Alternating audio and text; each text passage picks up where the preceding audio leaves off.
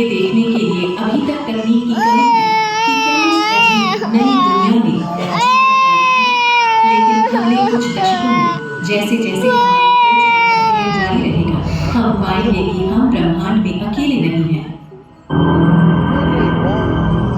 Alien life को देखने के लिए सबसे अच्छी जगह वो ग्रह है जो हमारे सूरज जैसे तारों के चक्कर काट रहे हैं।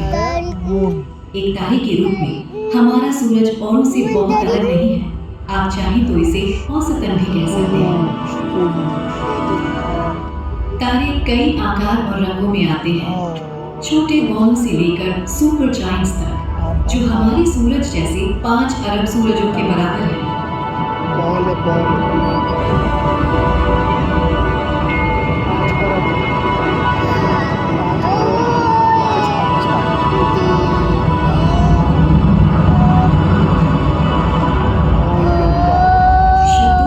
में ना उलझे। एक टिपिकल बौने तारे के रूप में हमारा सूरज अभी भी आराम से 10 लाख पृथ्वियों को अपने अंदर समा सकता है। सूरज का विशाल आकार हमारे सौर मंडल में सबसे बड़ा है। ये चमकदार विशाल वस्तु सभी ग्रहों के संयुक्त रूप से 500 गुना भारी है। लगभग 5 अरब वर्ष पुराना हमारा तारा अब अपनी वयस्कता में है।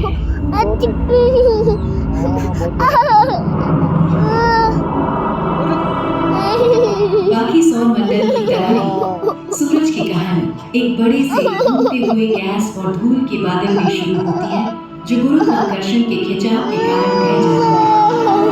ट्विंकल ट्विंकल लिटिल स्टार बोलते हैं।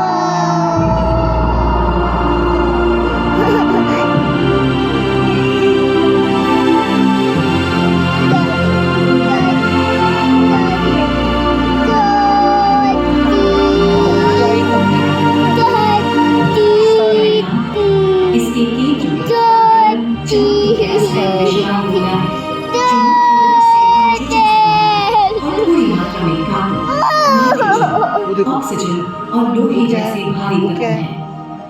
ये मौलिक तत्व हमारे शरीर और अन्य सभी जीवित चीजों को मिलकर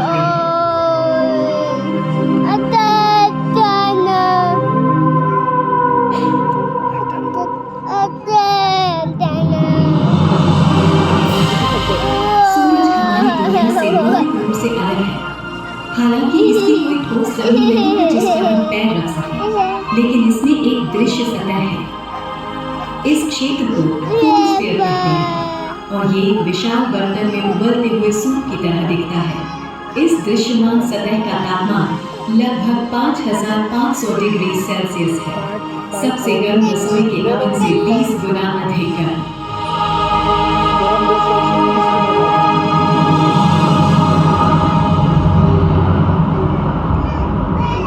लेकिन इसकी सतह के नीचे सूरज के मूल में तापमान अविश्वसनीय 15 बिलियन डिग्री सेल्सियस से ऊपर चढ़ जाता है।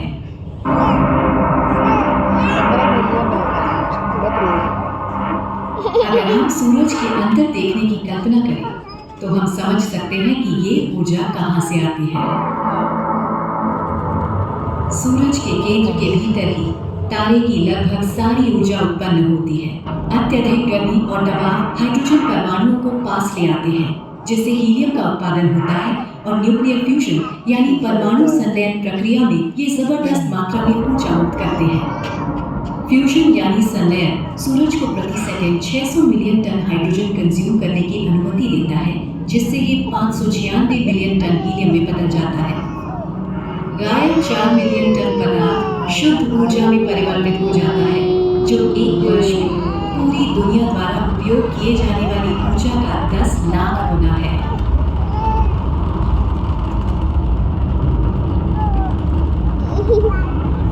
आइंस्टाइन का सबसे प्रसिद्ध समीकरण E=mc² हमें बताता है कि कैसे एक छोटे से द्रव्यमान को भी बहुत सारी ऊर्जा में बदला जा सकता है। चूंकि प्रकाश की गति बहुत अधिक है, लगभग 1 अरब किलोमीटर प्रति घंटे से अधिक, इसलिए केवल 1 ग्राम पदार्थ में भी ऊर्जा की मात्रा अथाह है। सूरज के केंद्र में संलयन द्वारा मुक्त की गई ऊर्जा स्वतंत्रता पाने के लिए एक कठिन यात्रा करती है। भीड़-भाड़ वाला तार्किक इंटीरियर ऊर्जा को परमाणुीय बाधाओं का सामना करने देने से पहले लगभग 1 मिलीमीटर की यात्रा करने देता है। ऊर्जा तब तक समाहित और पुनः उत्सर्जित होती है जब तक कि कई हजारों वर्षों के बाद वो प्रकाश और गर्मी के रूप में सूरज की सतह पर नहीं आ जाती। यहाँ से वो सूरज के कमजोर वातावरण, जिसे कोरोना कहा जाता है, से अंतरिक्ष की गहराई में बिना किसी बाधा के यात्रा कर सकता है। क्लैपिंग करो कोरोना है।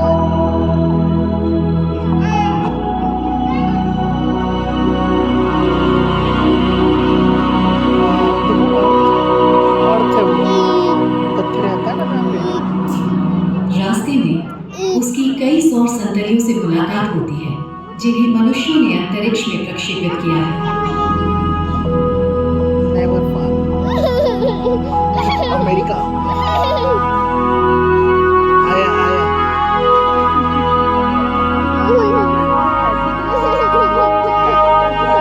संयुक्त राज्य अमेरिका, यूरोप और जापान ने वैज्ञानिकों के लिए सूरज का निरंतर दृश्य प्रदान करने के लिए स्टेरियो, सोलर और सोलर डायनामिक्स ऑब्जर्वेटरी जैसी वेधशालाओं का निर्माण किया है। वो क्या है?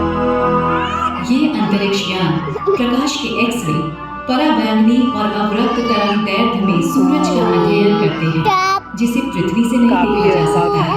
सौभाग्य से पृथ्वी का वायुमंडल इस प्रकार के प्रकाश को समाहित करता है, नहीं तो कठोर एक्स-रे और पराबैंगनी किरणें जीवों के नाजुक ऊतकों और कोशिकाओं को नष्ट कर देंगे। ये सारे कलन है।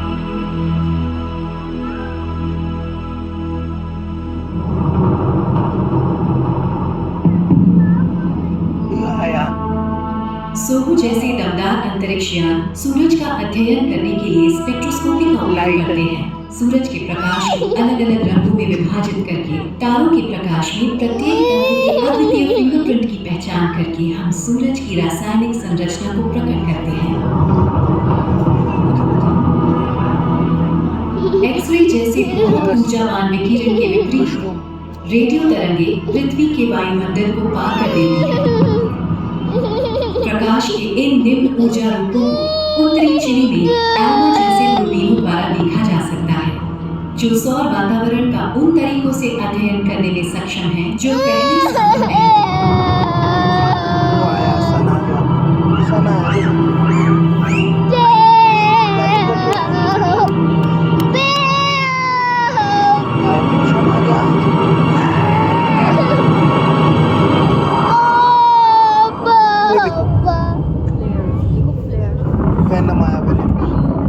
इन अंतरिक्ष और जमीन आधारित वेधशालाओं ने हमारे सितारे के उग्र स्वभाव का भी खुलासा किया है। हम जानते हैं कि गैलीलियो द्वारा खोजे गए सनस्पॉट से उच्च ऊर्जा कणों की एक्सप्लोसिव इजेक्शंस यानी विस्फोटक निष्कासन होते हैं, जिन्हें सॉफ्ट फ्लेयर्स कहते हैं, जो पृथ्वी पर अंतरिक्ष यान और विद्युत शक्ति ग्रिड को नुकसान पहुंचा सकते हैं। विद्युत शक्ति है। विद्युत शक्ति चलो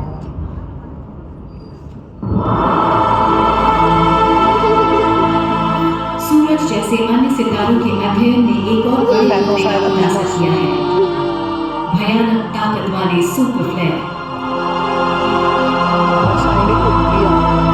ये घातक विस्फोट सारे जीवन को नष्ट कर सकते हैं। हमारे सूरज पर इस तरह के विस्फोट की संभावना कम है, लेकिन ये मुमकिन है। हालांकि आश्चर्यजनक रूप से शक्तिशाली और संभावित विनाशकारी होने पर सूरज की शक्ति में अच्छाइयां ज्यादा हैं।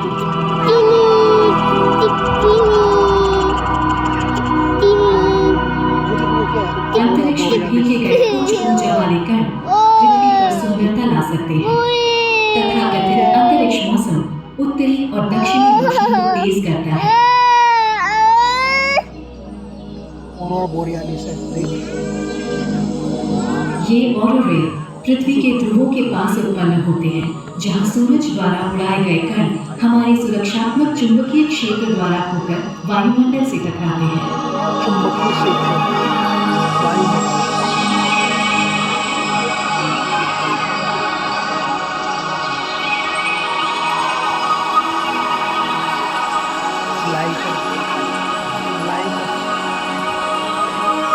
हमारी दुनिया और जीवन की सुंदरता में जान फूंकने के अलावा सूरज के पर्याप्त प्रकाश को आधुनिक सभ्यता के लिए एक स्वच्छ ऊर्जा स्रोत के रूप में सौर पैनलों द्वारा भी इस्तेमाल किया जा सकता है। सौर पैनल।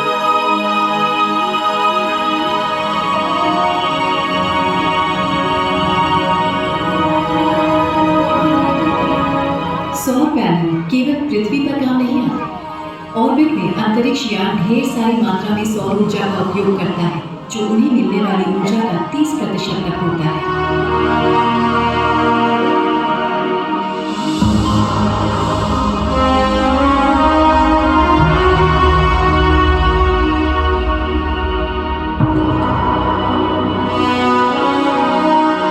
सौर ऊर्जा सीधे सूरज से ऊर्जा लेती है, लेकिन अन्य ऊर्जा स्रोत भी सूरज पर निर्भर करते हैं।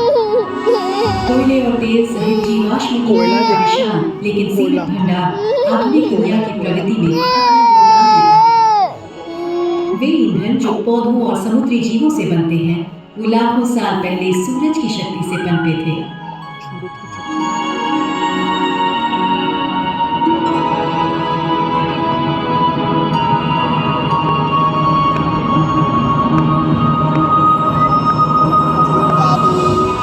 लाखों वर्षों से जमीन के नीचे फंसे जीवाश्म ईंधन को जलाने के हमारे उत्साह ने हमारे वातावरण के रसायन विज्ञान को बदल दिया है, जिससे वैश्विक जलवायु परिवर्तन और पारिस्थितिक संकट आ गया है। कुछ लोग सोचते हैं कि एक दीर्घकालिक समाधान सूरज से निष्कासित ऊर्जा को इकट्ठा करने में नहीं है, बल्कि इसके मूल में होने वाली संलयन प्रक्रिया में महारत हासिल करने में है। फ्यूजन के लिए आवश्यक ईंधन व्यावहारिक रूप से असीमित है। इसके लिए केवल हाइड्रोजन की आवश्यकता होती है, जो ब्रह्मांड में सबसे ज्यादा उपलब्ध है।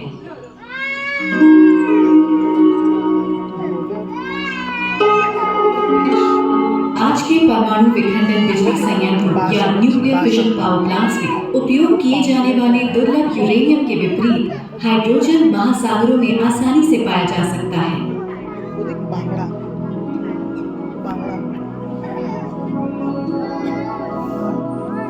माना जाता है कि फ्यूजन हमारी आवश्यकताओं के लिए अनिवार्य रूप से असीमित बिजली आपूर्ति प्रदान करके हमारी जरूरतें पूरी करेगा, लेकिन ऐसा सूरज के लिए नहीं कहा जा सकता।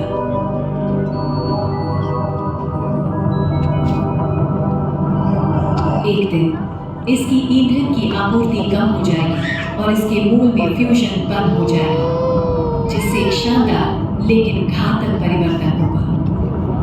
ईंधन की कमी से सूरज का आकार बढ़ेगा और इसके साथ ही वो आंतरिक ग्रहों को निगल लेगा। हमारा तारा रक्षक एक भक्षक बन जाएगा।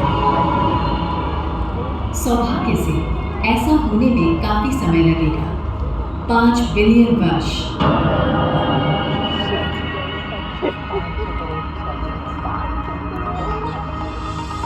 तब तक सूर्य की जीवनदायिनी किरणों के प्रभाव से जीवन इस नीले ग्रह यानी पृथ्वी पर और ज्यादा विकसित हो चुका होगा।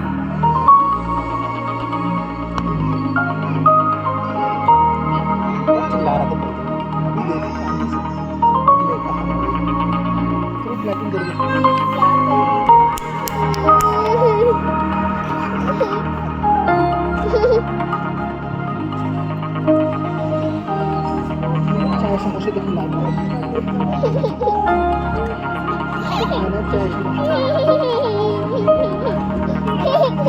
चलो